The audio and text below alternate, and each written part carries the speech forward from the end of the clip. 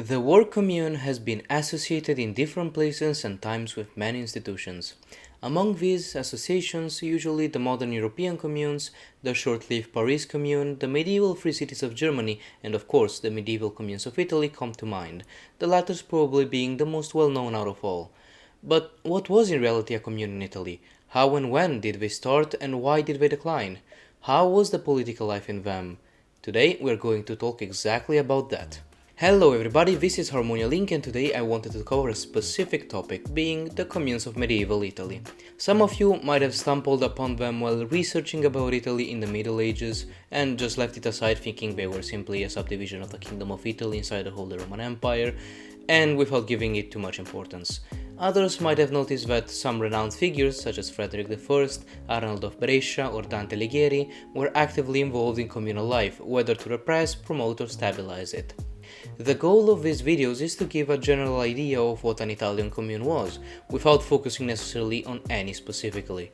In this video we will cover the origins and the first phase of the existence of the communes, while in the next one we will cover their next phases and decline. So, without delaying it further, let's give a brief definition to what a commune was and then see how they emerged. It is difficult to try to encompass all Italian communes under one definition since many have distinct characteristics, especially in their early stages, but almost all followed at some point in time similar patterns. Most communes could be grouped under this definition: a political institution that safeguarded the interests of the citizens of a particular city, usually but not necessarily in contrast to the interests of the feudal lord owning said city. A commune was composed of its citizens, adult Christian males with a certain amount of money, usually enough to own the house they lived in, that paid a set quota to the commune's treasury. A commune's government was composed by a few elected citizens representing the interests of specific ranks of society or groups of associated people. Depending on the time and city, the leaders of the government might have been called consuls, priors or podestà. The commune also possessed an assembly known as Arengo, Parlamento, Senato or Assemblea, functioning as parliament, that tended to elect representatives who would work as councillors to the government in a council called Consiglio.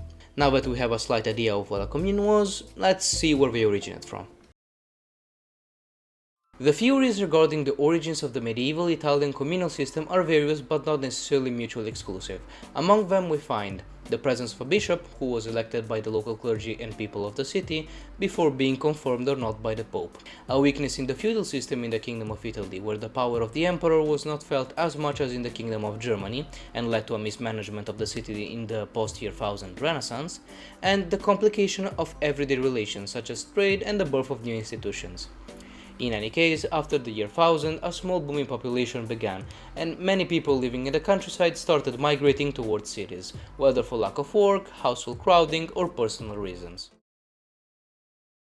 Eventually, locally relevant figures of a city such as small feudal lords, notaries, judges and others associated themselves into private institutions called conjurationes to better manage and regulate the new situation of growth of the city.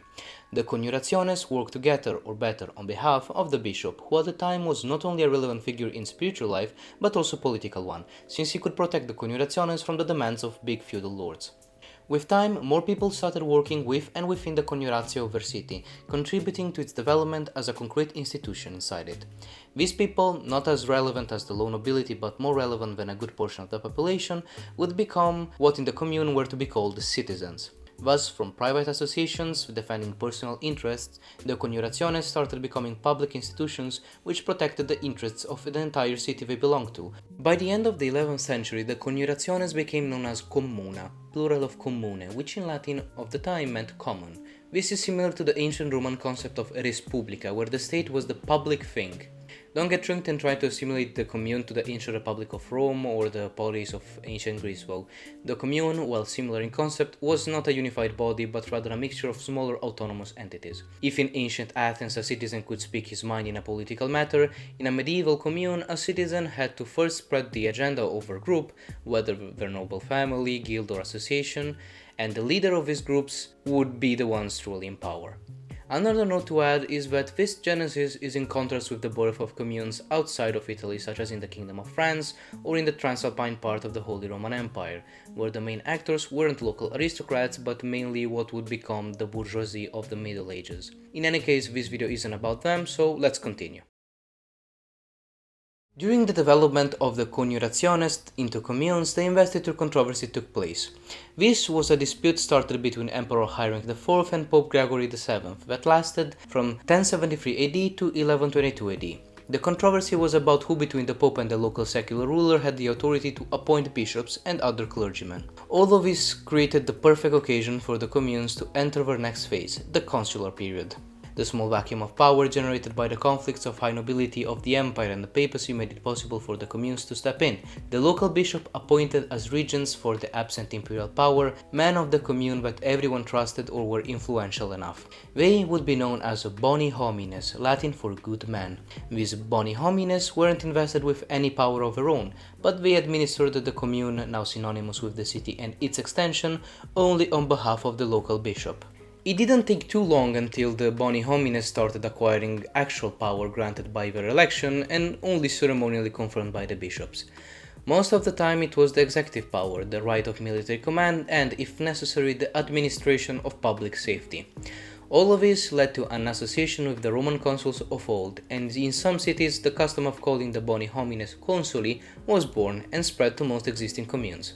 The first ever recorded consuls were the consuls of Pisa in 1081 AD, quickly followed in the next 50 years by many other cities. Some cities had different consuls for different purposes.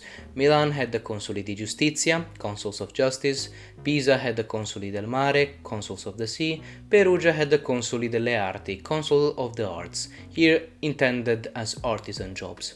There was also no set amount of consuls and no set amount of time a consul stood in charge. Every city had as many consuls as it needed and kept them as long as it thought necessary, not exceeding usually the time of a year. To assist the consuls, now not bound as much by the bishop as before, the local parliaments composed of all citizens were formed, assuming different forms and names depending on what city we're talking about.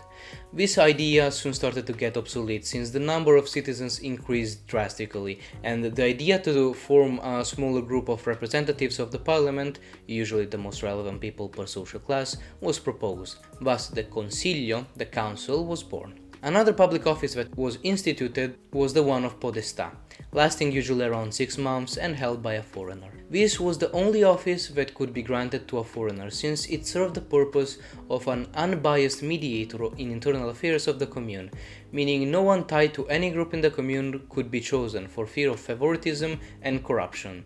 While an important office, it wouldn't be as central in consul period as it would become in the commune's next phase. While the communes were getting accustomed to their new way of self-governing, the empire and the papacy managed to come to an agreement and end the investiture controversy in 1122 AD with the Pactum Calixtinum, known better as the Concordat of Worms. While granting peace between the empire and the papacy, this wouldn't be the end of turmoil in the former. After the death of Heinrich V in the 1125 AD, a succession dispute started between the Hohenstaufen dynasty, Dukes of Swabia and Lords of Weiblingen, and the Welfen dynasty, Dukes of Bavaria.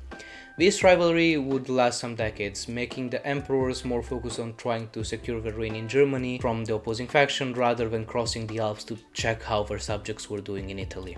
While all of that was happening, the Italians were thriving. During all the first half of the 12th century, the communes started expanding their influence not only on all over city, but also onto the nearby countrysides, which was not well accepted by the local nobility. Sure, administering the city as regent to imperial power was fine and also convenient for the local lord, but starting to administer his fields was crossing the line. What the lord in question didn't know was the actual power of the commune, ending usually with the lord forced mainly by siege or the bribe of citizenship to respect communal authority. In any case, after conquering these new territories, the communes had to divide them in order to better regulate itself with taxation and military. So they devised the following system. All of the area under the control of the commune would be labeled as contado. The contado would be formed of the comitato or comitatus, being the city and its immediate surroundings, which were already owned by the commune, and the distretto or districtus, being the annexed units of land. Most of the times, the contado would overlap with the local diocese, which is the area episcopally controlled by the bishop. Territorial expansion was not the only thing the communes were aiming for, but also an urban one. To better expand and renovate the city, the commune needed a good system of taxation, so the city partitions started. A commune would partition its city in a chosen amount of units. Every unit was taxed individually, and the taxes of one unit would remain in it, used for public works and other economical reasons. Depending on how many units a city had, the names changed. A terziere was a unit of a city divided in 3, a quartiere was a unit of a city divided in 4, and a sestiere was a unit of a city divided in 6. Aside of the economical reasons for their existence, these territorial units would also be used to regulate military and public offices. Regarding the military, the single city unit was used as base both for recruitment and warfare strategies, with communes that could choose how many city units to send in battle and how many to keep as garrison. Regarding the public offices, all units had the same offices, but every single magistrate could extend his powers as far as his city unit went. Lastly, the consular period saw the development of the Corporazioni delle Arti e dei Mestieri, which, depending on the cities, could have different names, but they all had the same function.